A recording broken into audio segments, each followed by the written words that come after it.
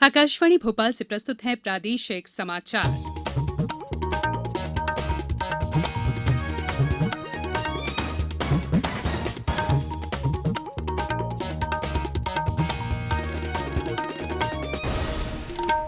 नमस्कार, समाचारों के साथ मैं संयुक्ता बैनर्जी।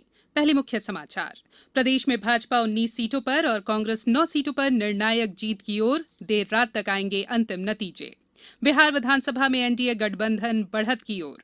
प्रधानमंत्री ने कहा, भारत अगले वर्ष से संयुक्त राष्ट्र सुरक्षा परिषद का अस्थायी सदस्य बनेगा। इसे एससीओ देशों से समर्थन की उम्मीद। और आईपीएल क्रिकेट का फाइनल आज मुंबई इंडियंस और दिल्ली कैपिटल्स के बीच होगी खिताबी भिड़ंत। अब समाचार विस्तार से। प्रदेश में विधानसभा की 28 सीटों पर चल रही मतगणना में अब तक घोषित परिणामों और निर्णायक रुझानों के मुताबिक भाजपा 19 सीटों पर और कांग्रेस 9 सीटों पर जीतती हुई दिखाई दे रही है। आधिकारिक तौर पर अब तक 10 विधानसभा क्षेत्रों के परिणाम घोषित किए गए हैं। इनमें से 9 सीट भाजपा और 1 सीट कांग्रेस के खाते में गई है। प्रदेश के मौजूदा राजनीतिक हालातों पर विस्तार से जानकारी दे रहे हैं हमारे आकाशवाणी संवाददाता संजीव शर्मा। प्रदेश के मतदाताओं ने एक बार फिर भाजपा पर विश्वास जताया है। अब तक घोषित परिणामों और निर्णायक रुझानों से राज्य में सरकार की स्थिरता को लेकर तमाम शंकाओं का समाधान हो गया है और राज्य की शिवराज सरकार को स्पष्ट बहुमत भी मिल गया है।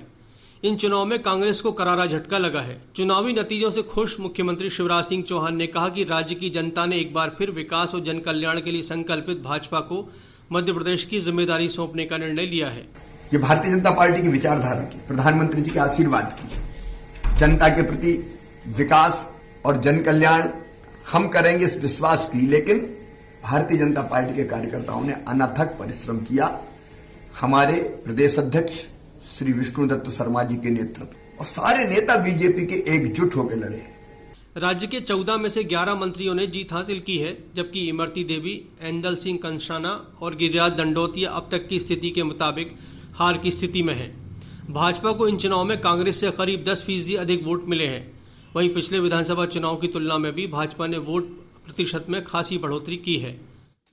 आइए अब चलते हैं मुरैना, जहां हमारे संवाददाता उपेंद्र गौतम ताजा अपडेट के साथ मौजूद हैं। उपेंद्र, काफी रोचक लग रहा है मुरैना का मुकाबला। क्या जानकारी इस वक्त आप दे सकते हैं? संयुक्ता जी, हम अपने श्रोताओं को अवगत कराना चाहते हैं कि मुरैना के 5 विधानसभा क्षेत्रों में 3 पर कांग्रेस, मुरैना, दिमनी, सुमावली तथा 2 पर भाजपा जौरा तथा अंबा से जीत की ओर अग्रसर है।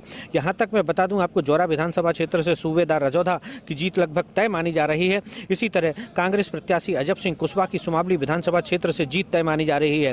इनके निकटतम प्रतिद्वंदी भाजपा के ऐदल सिंह कंसाना लगभग 13,000 मतों से पीछे हैं। वहीं मुरैना विधानसभा क्षेत्र से राकेश मावई लगभग 6,000 मतों से चुनाव जीत चुके हैं। दिमनी विधानसभा क्षेत्र से कांग्रेस प्रत्याशी रविंद्र सिंह तोमर ने अपने निकटतम प्रतिद्वंदी भाजपा के गिरिराज दंडोतिया कृषि राज्य मंत्री को पराजित किया है। अंबा विधानसभा क्षेत्र से भाजपा प्रत्याशी कमलेश जाटव चुनाव जीत चुके हैं। उन्होंने अपने निकटतम प्रतिद्वंदी कांग्रेस के सत्यप्रकाश सखवार को पराजित किया है। उपेंद्र, बहुत बहुत धन्यवाद आपका इस जानकारी के लिए। ग्वालियर विधानसभा सीटों पर मतगणना की ताजा जानकारी देने के लिए हमारे साथ इस वक्त जुड़ गए हैं ग्वालियर संवाददाता नवीन श्रीवास्तव। नवीन, क्या जानकारी इस वक्त आप साझा कर सकते हैं हमारे साथ? संयुक्ता जी, विधानसभा उपनिर्वाचन के तहत ग्वालियर जिले के 3 सीटों के लिए एमएलबी कॉलेज में मतों की गिनती जारी है। विधानसभा निर्वाचन क्षेत्र 15 ग्वालियर में भाजपा के प्रद्युम्न सिंह तोमर जीत की ओर अग्रसर हैं। वे अपने निकटतम प्रतिद्वंदी कांग्रेस के सुनील शर्मा से 28,000 से अधिक मतों से आगे चल रहे हैं। वहीं विधानसभा निर्वाचन क्षेत्र 16 ग्वालियर पूर्व में भाजपा के मुन्ना लाल गोयल अपने निकटतम प्रतिद्वंदी कांग्रेस के डॉक्टर सतीश सिकरवार से 1,000 से अधिक मतों से पीछे चल रहे हैं। अनुसूचित जाति के लिए आरक्षित विधानसभा निर्वाचन क्षेत्र 19 से डबरा में भाजपा की इमरती देवी भी पिछड़ गई हैं। यहां कांग्रेस के सुरेश राजे लगभग 2,000 से अधिक मतों से आगे चल रहे हैं। धन्यवाद नवीन इस जानकारी के लिए। और एक अपडेट ये भी इस वक्त मिल रही है कि प्रद्युम्न सिंह तोमर जो हैं ग्वालियर 15 से जीत चुके हैं। जीत उनके खाते में दर्ज हो गई है। गौरतलब है कि राज्य में 3 नवंबर को मतदान हुआ था, जिसमें 70% से अधिक वोट डाले गए थे। कुल 355 उम्मीदवारों ने चुनाव लड़ा था। मध्य प्रदेश सहित देश के 11 राज्यों में हुए उपचुनावों के ताजा स्थिति के मुताबिक 59 में से 40 सीटों पर भाजपा जीत की ओर है। वहीं कांग्रेस पार्टी के उम्मीदवार 11 सीटों पर जीत दर्ज कराते नजर आ रहे हैं। बीजू जनता दल 2, समाजवादी पार्टी 1, झारखंड मुक्ति मोर्चा एक और नागालैंड में एनडीपीपी का एक प्रत्याशी विजयी बढ़त बनाए हुए है, जबकि 2 सीटों पर निर्दलीय उम्मीदवार जीतते हुए दिखाई दे रहे हैं। कर्नाटक में 2 विधानसभा सीटों सीरा और आरआर नगर सीट के लिए हुए उपचुनाव में भारतीय जनता पार्टी दोनों सीटों पर आगे चल रही है। नागालैंड में विधानसभा की 2 सीटों के उपचुनाव में 1 सीट पर निर्दलीय उम्मीदवार और 1 सीट पर एनडीपीपी का उम्मीदवार आगे चल रहा है। ओडिशा में सत्तारूढ़ बीजू जनता दल उम्मीदवार दोनों विधानसभा उपचुनाव के 7वें दौर में मतगणना में आगे चल रहे हैं। गुजरात में विधानसभा की सभी 8 सीटों के उपचुनाव की मतगणना में भारतीय जनता पार्टी आगे चल रही है। उत्तर प्रदेश में विधानसभा की 7 सीटों के उपचुनाव की मतगणना में भाजपा 6 सीटों पर निर्णायक बढ़त बनाए हुए है। वहीं 1 सीट पर समाजवादी पार्टी का उम्मीदवार आगे चल रहा है। तेलंगाना में डुबका विधानसभा सीट पर भाजपा उम्मीदवार अपने निकटतम प्रतिद्वंदी सत्तारूढ़ टीआरएस पार्टी से आगे चल रहा है। छत्तीसगढ़ विधानसभा की मरवाही सीट पर कांग्रेस के उम्मीदवार ने जीत का परचम लहराया है। हरियाणा विधानसभा की 1 सीट पर कांग्रेस का उम्मीदवार विजयी रहा।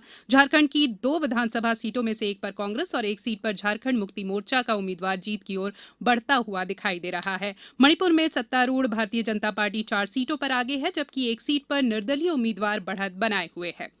बिहार में विधानसभा की सभी 243 सीटों के रुझान और कुछ के परिणाम आ गए हैं। राज्य में सरकार बनाने के लिए 122 सीटों की आवश्यकता है।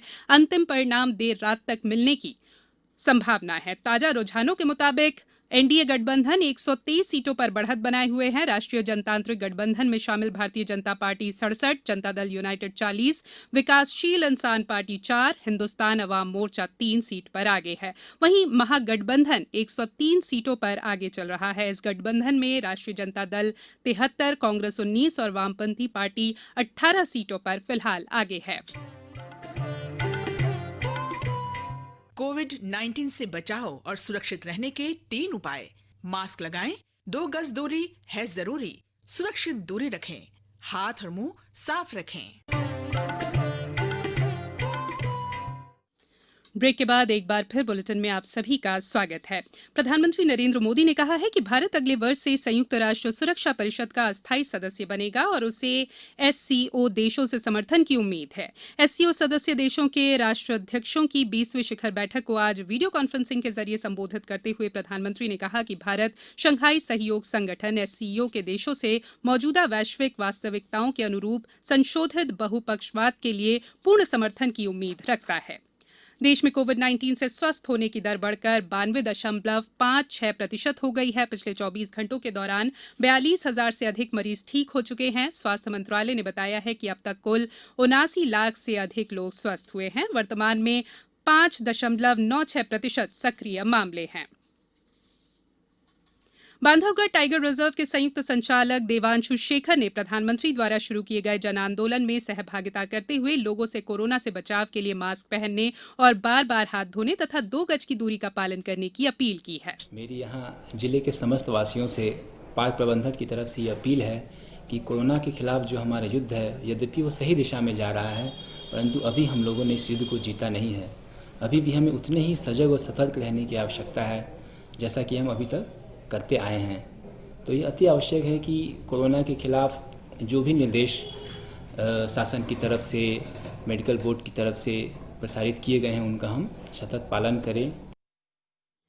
आईपीएल में अब से कुछ देर बाद खिताबी मुकाबला होगा, जिसमें दिल्ली कैपिटल्स पहली बार मुंबई इंडियंस से फाइनल खेलेगी। आईपीएल के 13वें सीजन के इस बार के मुकाबलों में दिल्ली कैपिटल्स ने पहली बार फाइनल में अपने कप्तान श्रेयस अय्यर के नेतृत्व में जगह बनाई है और वो ट्रॉफी जीतने के लिए पूरा जोर लगाएगी। वहीं 4 बार की चैंपियन मुंबई इंडियंस न केवल अपना खिताब बचाने के लिए पूरा जोर लगाएगी, बल्कि उसके खिलाड़ी बार भी ट्रॉफी जीतना चाहेंगे।